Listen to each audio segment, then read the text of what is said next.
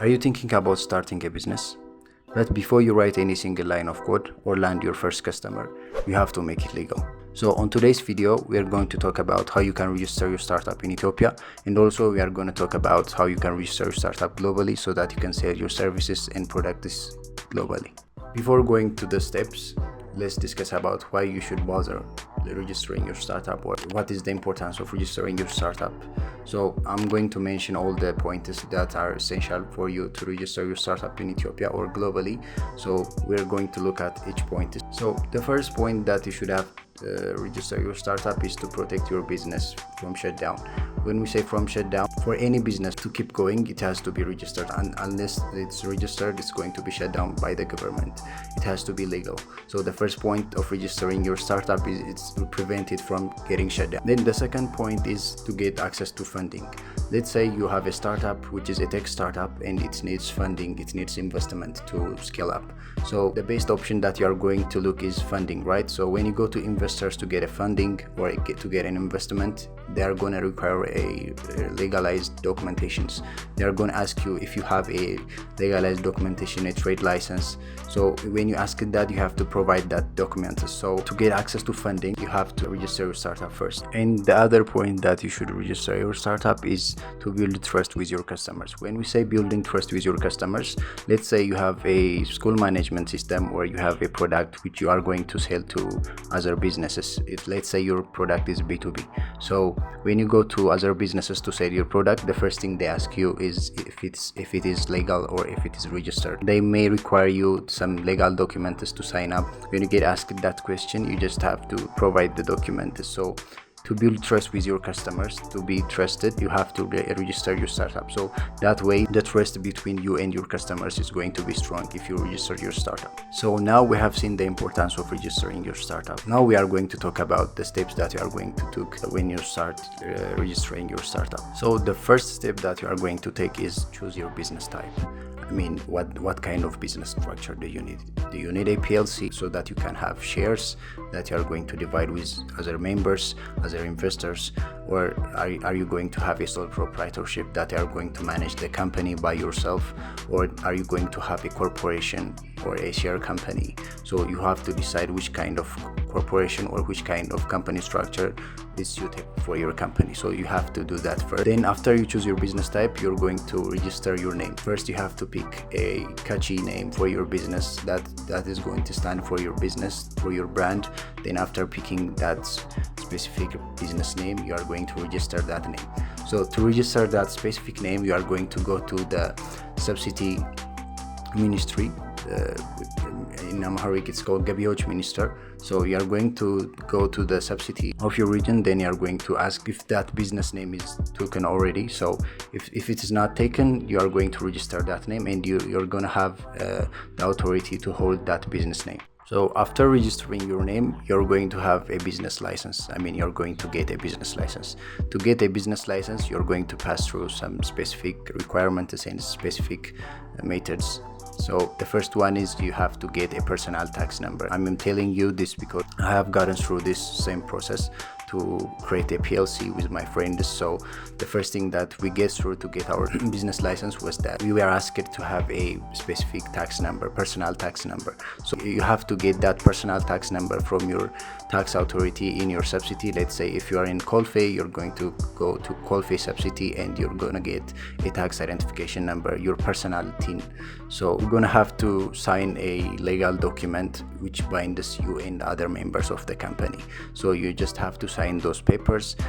You're going to get rules and regulations for your company, and you're going to bind to those rules. After you sign those rules, you're going to go to Mexico, ውልና ማስረጃ in Amharic. So you go there and you're going to sign the specific documents. After you sign those binding regulations for your company, you're going to go to the next process. So the next process is when you go to the ገቢዎች in Ethiopia, revenue minister here. It's also located in Lideta, the ገቢዎች minister. So when you go to that bureau, they're going to ask you to create a business account in your company name. So if your company name is X company, they're going to ask you to create an account with the name X company X. So they're going to write you a letter to create an account. Then you take that letter and go to the local bank around you. You're going to give those papers and they will create an account for you, a business account. So after they create a business account, you are required to store some amount of money, which is a capital. If you are choosing a PLC, you have to store at least 20k or 20,000. I'm not really sure if it is the amount required for now, but 1 year ago it was 20k. So after getting your personal TIN, you're gonna go to the revenue minister in Lidata and they're gonna give you a company TIN.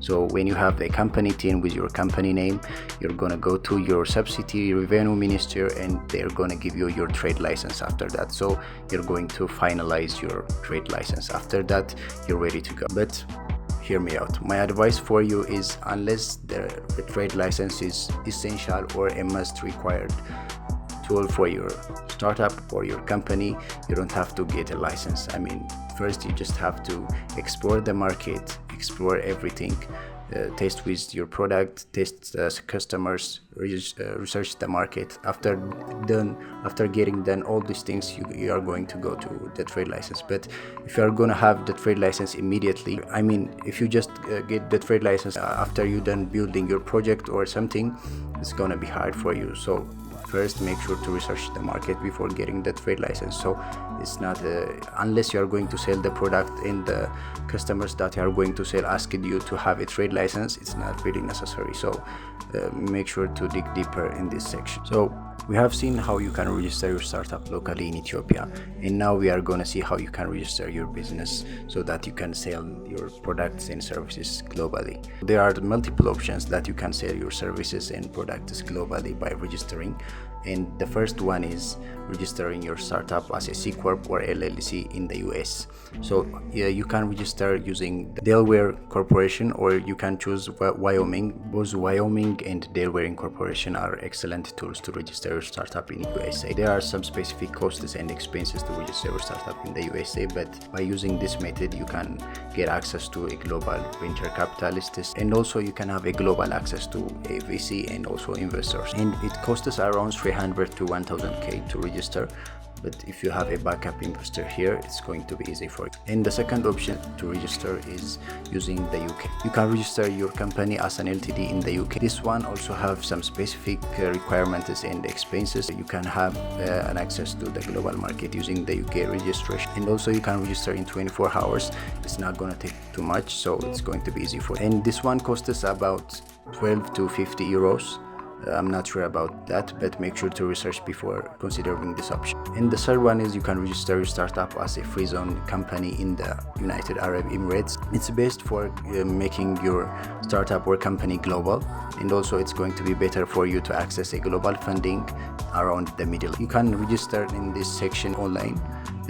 I'm going to share some specific links to register on those platforms, and make sure to research more. Okay, so my advice for you between choosing the best option for you is registering your startup here locally or registering your startup globally depends on your personal goals. I mean, if your plan is to sell your services and products to the local market in Ethiopia here, it's going to be better for you to register a PLC here in the local market. But if you're looking for having a global funding or having an access to the global investors, the better option for you is registering your startup in the global. And the best option to do that is using the Wyoming or Delaware Incorporation and using the United States registering option. So make sure to research more when you consider those options. I mean, this information is not going to be enough for you to decide which option is better for you. So research about the costs, research about the specific requirements that are going to be asked. So after doing that, you can have a well-organized decision. So what are you thinking? Are you planning to register your startup locally here in Ethiopia, or are you planning to get your startup global? Let me know in the comment section. And if you find this video helpful, make sure to like the video and subscribe the channel. So thank you for your time.